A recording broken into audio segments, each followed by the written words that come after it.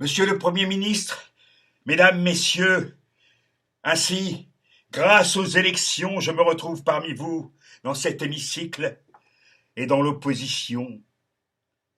Or, croyez-moi, voyez-vous, je ne peux plus garder un silence que personne ne songe à prendre. Monsieur le Premier ministre, vous avez rendu un hommage immérité à mon talent, le vôtre ne l'est pas moins.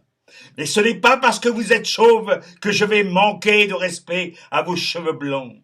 Mais les scandales sont comme les trous aux chaussettes. On ne s'en inquiète pas tant qu'on est le seul à en connaître l'existence.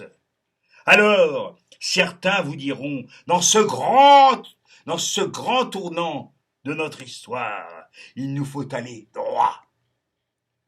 D'autres vous diront, ce plan quinquennal, nous mettrons 5, 15, 20 ans, mais nous y arriverons.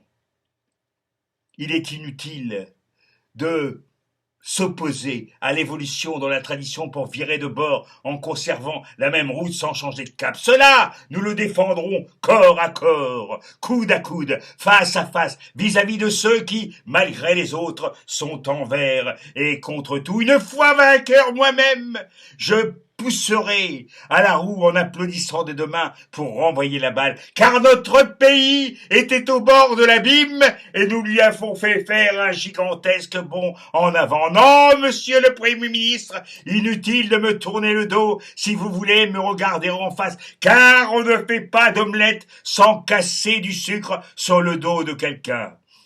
Alors je vous en conjure, monsieur le Premier ministre, quittez ce siège qui gémit sous le fracas de vos mensonges et de vos fadaises.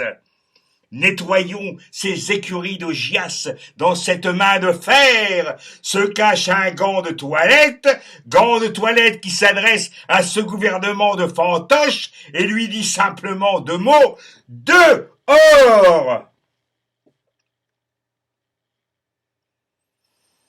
Mesdames et messieurs les journalistes, soyez les bienvenus, asseyez-vous, je vous en prie.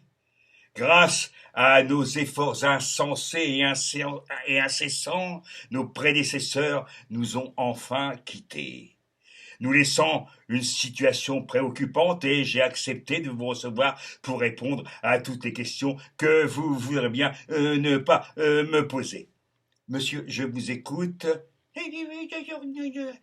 La crise actuelle? Eh bien oui, au Conseil des ministres, avec mes collègues, d'une manière unanime, j'ai décidé de combattre la crise et les mesures prises sont de deux sortes qui s'unissent harmonieusement puisque l'une est complémentaire de celle qui la suit sans empiéter sur le domaine de la première qui précède la seconde, ceci afin de former un tout cohérent. Une deuxième question ?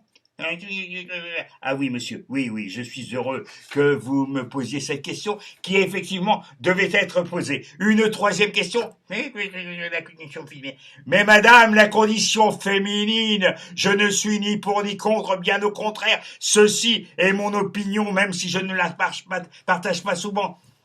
Mieux que quiconque, madame, vous savez qu'il ne suffit pas de serrer le poing dans la poche du voisin pour prendre la main dans le sac à la poule aux œufs d'or, car à force de voir les autres enfoncer les portes ouvertes, nous avons fermé les volets clos.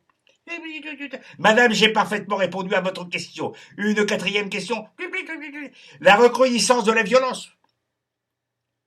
Cette question était prévue, hein? Non, pas du tout. Bien, ça n'a pas d'importance. Je vais répondre quand même à la recrudescence de la violence. À bâton rompu. Monsieur, on me dit la prison gênante, mais voyons, la prison n'est que l'endroit d'une médaille dont la liberté est l'envers.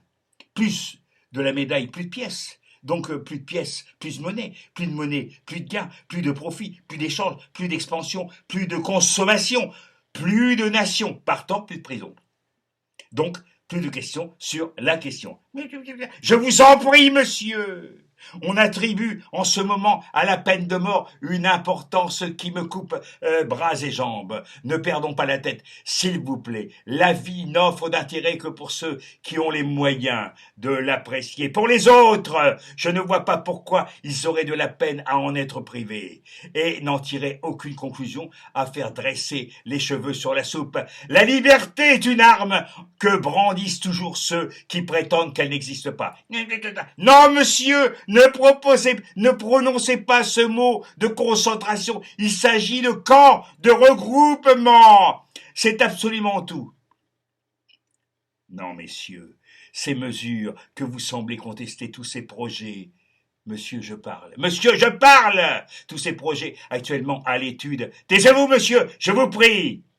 Tous les projets actuellement à l'étude ou à l'abandon, je vous garantis que j'en surveille personnellement l'exécution.